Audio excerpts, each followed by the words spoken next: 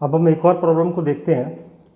इस प्रॉब्लम में कहा गया है evaluate integral from 0 to pi sin mx sin nx dx where m and n are integers. और इस प्रॉब्लम के आंसर में हमें चार ऑप्शंस दिए हुए हैं। एक pi, second option is pi by 2, third option is pi by 3 and fourth option is pi by 4। तो जब हम इस डेफिनेट इंटीग्रल को यहाँ पर सॉल्व करेंगे तो इसका जो रिजल्ट है वो एक कंडीशन पे डिपेंड करेगा, जो कि m और n की कंडीशन होगी। तो m और n की कंडीशन में जो हमारा केस फर्स्ट है हमने उसको लिया when m is equal to n। अगर हमारे इस डेफिनेट इंटीग्रल में m और n की वैल्यू इक्वल हो तो क्या होगा वो हम देखते हैं। तो जब इस डेफिनेट इंटीग्रल में m और n की वैल्यू सेम होगी तो हम चाहें तो दोनों वैल्यूज़ को यहाँ पर m से रिप्लेस कर सकते हैं। तो जैसे ही हम दोनों वैल्यूज़ को m से रिप्लेस करेंगे तो ये हमारा डेफिनेट इंटीग्रल इस फॉर्म में आ जाएगा, integration 0 to pi sine square mx dx। अब साइन स्क्वायर mx के लिए हमने यहाँ पर फॉर्मूला लगा दिया। साइन हम जानते हैं साइन स्क्वायर x को हम रिप्लेस कर सकते हैं by 1 minus cos 2x by 2। तो इस फॉर्मूले का यूज़ करके साइन स्क्वायर mx को हमने रिप्लेस कर लिया यहाँ पे 1 माइनस कॉस 2mx बाई 2 से।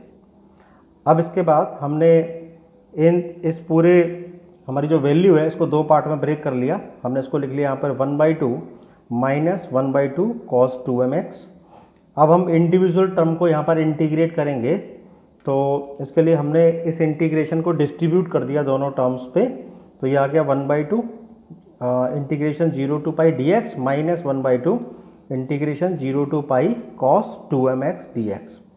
तो जब यहाँ पर हम 0 to पाई dx इंटीग्रेट करेंगे तो ये हमारे में जो इंटीग्रेशन आएगा इसका वो x आ जाएगा, लिमिट हो जाएगी 0 to पाई और यहाँ पे माइनस 1/2 और cos 2mx को जब हम इंटीग्रेट करेंगे तो ये हो जाएगा sin 2mx बाई 2m और लिमिट लग जाएगी 0 to पाई। इसके बाद हमने यहाँ पर लिमिट्स को अप्लाई कर दिया तो ये हो गया 1/2 पाई माइनस 0 देन माइनस 1/2 और यहाँ पर सबसे पहले अपर लिमिट लगाई तो ये हो गया sign 2m pi by 2m और लोअर लिमिट लगा दी minus sign 2m into 0 by 2m। तो अब हम यहाँ देख रहे हैं यहाँ से हमें पाई बाई 2 रिजल्ट मिलेगा। ये दोनों टर्म हमारी यहाँ पर जीरो हो जाएंगी क्योंकि ये साइन 0 आ जाएगा जिसकी वैल्यू 0 होती है और ये यहाँ पे साइन 2m पाई है और हम जानते हैं कि साइन में कोई भी इंटीजर मल्टीपल ऑफ पाई जो होता है उसकी वैल्यू 0 होती है। तो यहाँ पर m एक इंटीजर दिया हुआ है तो 2m भी एक इंटीजर होगा। तो इस तरह से साइन 2m पाई जो है ये एक इंटीग्रल मल्टीपल ऑफ पाई है, तो इसलिए इसकी वैल्यू जो है वो 0 हो जाएगी। अब हम अपने सॉल्यूशन के सेकंड पार्ट पर विचार करते हैं जिसमें हमारा केस सेकंड अप्लाई होगा। तो केस सेकंड में हम यहाँ पर देखेंगे कि when m is not equal to n, अगर m की वैल्यू n के इक्वल नहीं है तो क्या होगा। तब हमने अपने इंटीग्रल को ले लिया 0 to pi sine mx sine nx dx और हमने 2 का मल्टीप्लाई और 2 का डिवाइड कर दिया। इससे हमें ये बेनिफिट मिला। तो यहाँ पर हमारे पास एक फॉर्मूले की फॉर्म बन गई 2 साइन mx साइन nx। यहाँ पर हम जानते हैं कि 2 साइन a साइन b के लिए जो फॉर्मूला होता है वो होता है cos a minus B minus cos a plus B. तो हमने इस फॉर्मूले को यहाँ पर अप्लाई किया तो यहाँ से हमें मिल गया cos m minus N X minus cos m plus N X D X.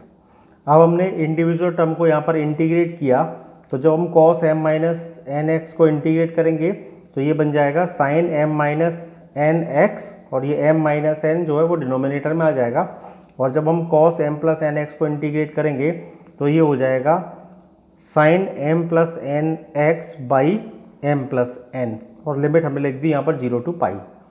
अब इसके बाद हमने यहाँ पर अपर लिमिट को सबसे पहले अप्लाई किया हुआ है तो sine m minus N pi by m minus N. फिर यहाँ पर हमने अपर लिमिट को लगाया minus sine m plus N pi by m plus N. उसके बाद हमने इस पूरे सिस्टम में लोअर लिमिट को लगा दिया minus sine m minus N into 0 by m minus N minus sine m plus N into 0 by m plus N.